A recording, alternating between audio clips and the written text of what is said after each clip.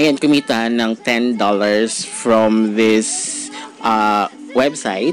So, dumating naman daw sa kanyang PayPal. Don't forget to join my road to 10,000 subscribers here in my YouTube channel and of course sa aking Facebook page as well. Marami akong exciting, more upcoming prizes. And huwag natin patagalin pa. Pag-usapan na natin ito in 5, 4, 3, 2, 1. Let's go, guys!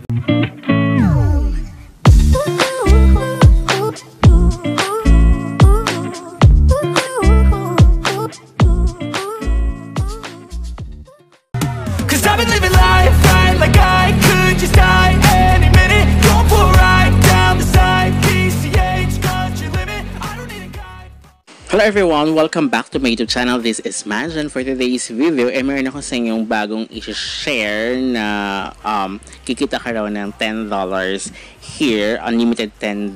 I mean, unlimited $1, pero kasi ang minimum of withdrawal is $10 to your PayPal.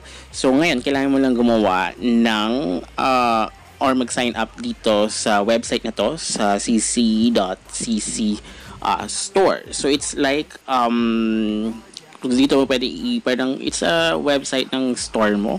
So yung mga products mo. So yun yung pagkakaintindi ko dito. But kikita ka dito ng unlimited $1 is through referral, guys. So ayan, dumating nga daw yung kanyang $10 sa kanyang PayPal account, pero hindi sa akin to, guys. Yun yung sinabi nga. So I don't know if it's true or not. So well, let's check natin, guys. Ayun nga, di ba nakalagay dyan is $1 for referral sa magka-sign up na gagamit ng inyong referral link. And then of course, hindi rin pwede yung sariling IP address, kumbaga. And then mas okay daw kung yung email address na gagamitin mo is to same with PayPal email address. But for me, guys, kung gagawa kayo dito is I think dummy PayPal na lang kasi I'm not sure about this one. Mali nga ako. Ang nagamit ko dito is my main PayPal kasi ito na yung nagamit kong email ko, which is ayan. So parang kasi naano ako rito na isa store. Kung baga pwede kang maglagay ng mga products mo or kaya lang, diba?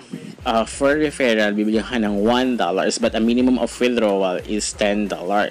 So, and then nakuha naman daw niya yung kanyang withdraw dito. So, kailangan lang magkaiba yung IP address. So, kung nga, pwede naman daw gumawa ng madaming PayPal but of course, you need to go to 10 different house, diba? Kasi bawal yung same IP address.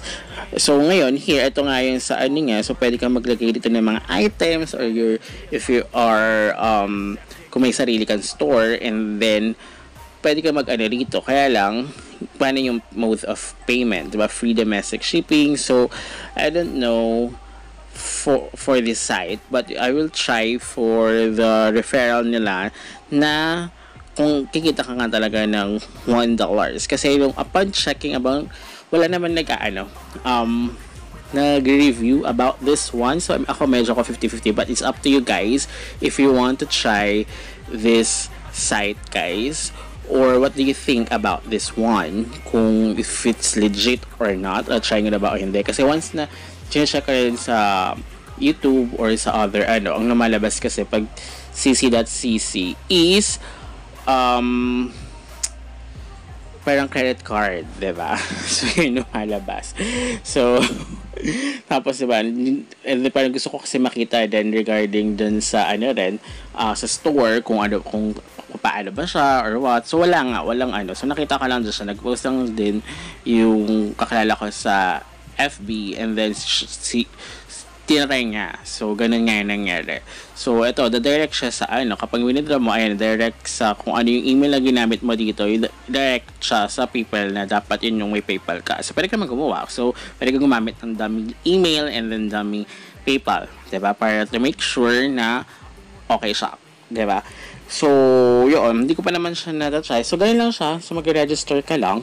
Diba? So, napakabilis. So, parang medyo pag ganyan kasi kadalasan, hindi mo sure kung magiging legit ba or hindi, guys. Saka wala pa naman masyadong nakakapag-bigay na review. Pero kung na-experience nyo na this site, just let me know sa comment section down below. So, I'll update you once na kung maka $10 ako and na-try ko mag-withdraw. So, I'll update you regarding about this site. So, until next time, goodbye!